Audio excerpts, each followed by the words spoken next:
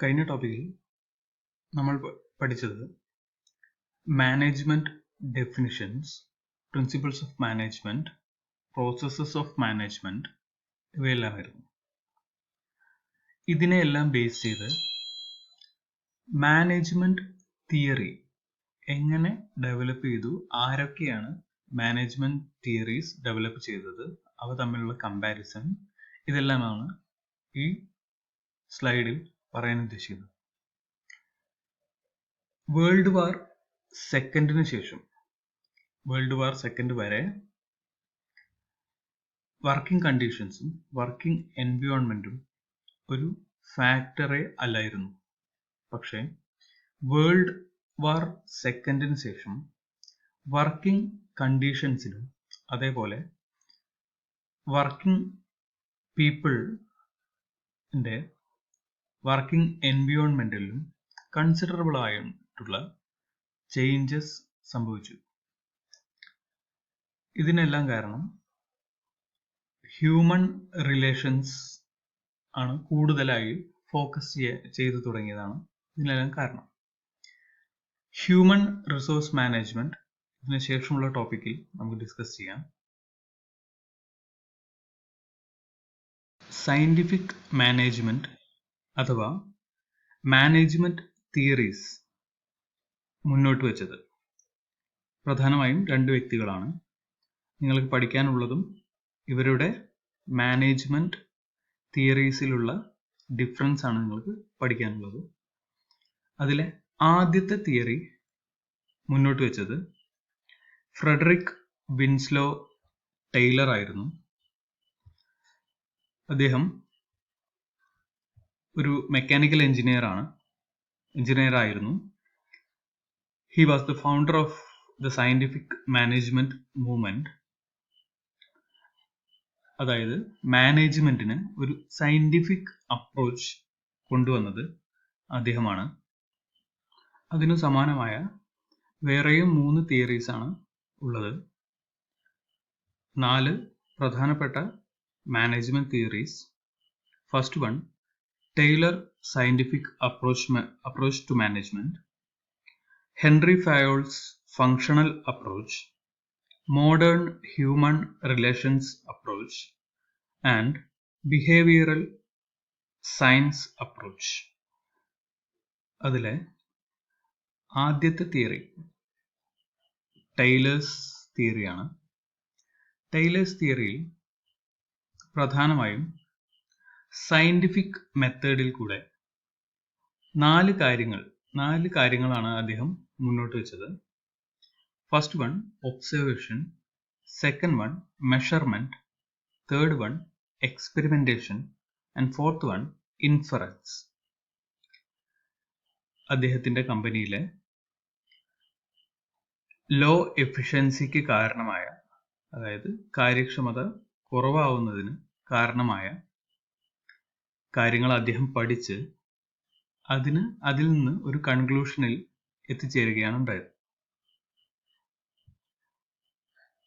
Conclusion is, the waste and efficiency is due to the lack of order and system in the methods of management. ഇൻഡസ്ട്രിയിൽ wastage കൂടാനും അതുപോലെ efficiency കുറയാനും കാരണം ഇൻഡസ്ട്രിയിലുള്ള ഓർഡറിനും അതേപോലെ സിസ്റ്റത്തിലും ഉള്ള ന്യൂനതകളാണ്. അദ്ദേഹത്തിന്റെ തിയറിയിലെ പ്രധാനപ്പെട്ട പോയിന്റുകൾ നമുക്ക് ഏതാണെന്ന് നോക്കാം. He developed the principle of breaking a task into elements for timing the same. അതിലെ ആദ്യ പോയിന്റ് എന്ന് പറയുന്നത്, അദ്ദേഹം ആദ്യം ചെയ്തത് ബ്രേക്കിംഗ് എ ടാസ്ക് അല്ലെങ്കിൽ ഒരു ജോബ് പല ഘട്ടങ്ങളായി വേർതിരിച്ചുകൊണ്ട് അതിനെക്കുറിച്ചാണ് അദ്ദേഹം കൂടുതലായി പഠിച്ചത്. Second point, he kept himself involved in exploring the causes of inefficiency and labor difficulties in the industry. Through time studies, he experimented to recognize losses of efficiency in industrial operations. അദ്ദേഹം ഇൻഡസ്ട്രിയിലുള്ള എഫിഷ്യൻസിയും അതേപോലെ labour ഡിഫിക്കൽട്ടീസിനും കാരണമാവുന്ന അല്ലെങ്കിൽ ഇൻഎഫിഷ്യൻസിക്ക് കാരണമാവുന്ന കാര്യങ്ങളെക്കുറിച്ച് പഠിച്ചു.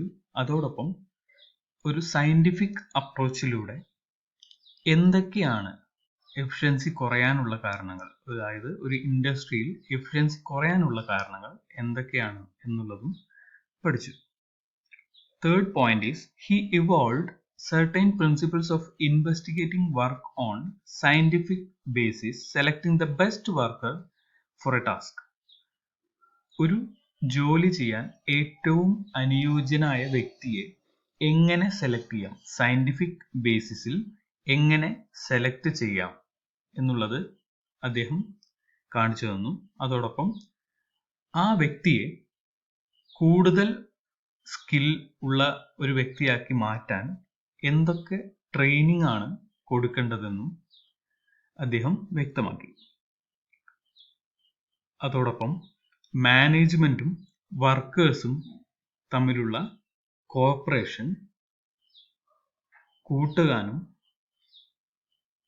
ഇവർക്ക് രണ്ടുപേർക്കും equal division of work കൊടുക്കുവാനും അദ്ദേഹം ശ്രദ്ധിച്ചു അദ്ദേഹത്തിന്റെ സയന്റിഫിക് മാനേജ്മെന്റ് എന്ന കൺസെപ്റ്റിലൂടെ.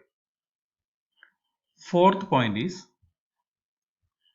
another concept connected with the name of Taylor is a fair day's task. While working on it, he undertook studies on fatigue incurred by the workers and the time necessary to complete a task. വേറൊരു concept ആണ് അദ്ദേഹത്തിന്റെ തിയറിയെ കുറിച്ച് A fair days task. അതായത് ഒരു worker അയാളുടെ working എൻവയോൺമെന്റിൽ work ചെയ്യുമ്പോൾ ഫാറ്റിക് അഥവാ ക്ഷീണത്തിനുള്ള കാരണങ്ങളും ഒരു ടാസ്ക് കംപ്ലീറ്റ് ചെയ്യാൻ എത്ര ടൈം എടുക്കുന്നത് എന്നതിനെ കുറിച്ചും വളരെ സൂക്ഷ്മമായി പഠിച്ചു. Fifth point, he developed functional organization in which one foreman was made in charge of each function. അദ്ദേഹത്തിന്റെ ഇൻഡസ്ട്രിയിലെ, അതൊരു മെക്കാനിക്കൽ ഇൻഡസ്ട്രിയാണ്, മെക്കാനിക്കൽ ഇൻഡസ്ട്രിയിലെ ഒരു ഫംഗ്ഷന് അല്ലെങ്കിൽ ഒരു ടാസ്കിന് ഒരാളെ ഇൻചാർജായി വെച്ചു. അതായത് ഒരു ഫോർമാനെ ഓരോ ടാസ്കിനും ഓരോ ഫോർമാനെ വീതം അദ്ദേഹം ഇൻചാർജായി വെച്ചു. അതിന് നമുക്ക് ഫങ്ഷണൽ ഓർഗനൈസേഷൻ എന്ന് പറയാം. Sixth point is he devoted his maximum attention towards time studies and he established work standards. അദ്ദേഹത്തിന്റെ മാക്സിമം ശ്രദ്ധയും കൊടുത്തത് ടൈം സ്റ്റഡീസിനെ കുറിച്ചായിരുന്നു. അതോടൊപ്പം വർക്ക് സ്റ്റാൻഡേർഡ്സ് എന്ന് പറഞ്ഞു കഴിഞ്ഞാൽ എത്ര മണിക്കൂർ വർക്ക് ചെയ്യണം, എങ്ങനെയൊക്കെ വർക്ക് ചെയ്യണം, വർക്ക് ചെയ്യുന്നതിനിടയിൽ കൊടുക്കുന്ന ഇന്റർവെൽസ്, ഇങ്ങനെയുള്ള കാര്യങ്ങളെക്കുറിച്ച് അദ്ദേഹം വ്യക്തമായി അദ്ദേഹത്തിന്റെ സയന്റിഫിക് അപ്രോച്ച് ടു മാനേജ്മെന്റിൽ അദ്ദേഹം വ്യക്തമാക്കി. Seventh point is he introduced and operated various costing systems. അതായത് ചെയ്യുന്ന വർക്കിന്റെ മൂല്യത്തിനനുസരിച്ചും ആ ടാസ്കിന്റെ പ്രാധാന്യത്തിനനുസരിച്ചും വേരിയസ് കോസ്റ്റിംഗ് സിസ്റ്റംസ് അദ്ദേഹം ഇൻട്രൊഡ്യൂസ് ചെയ്തു. അതോടൊപ്പം last point, he suggested a wage incentive scheme known as Taylor's differential piece rate plan.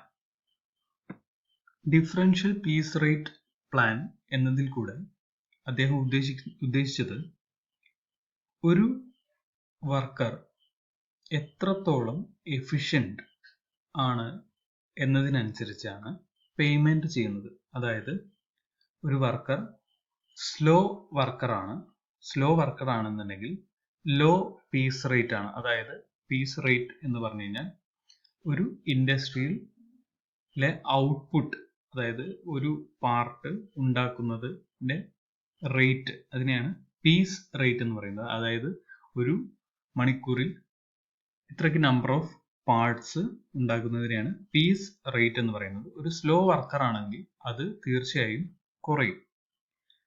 Slow worker ആണെങ്കിൽ അദ്ദേഹത്തിന്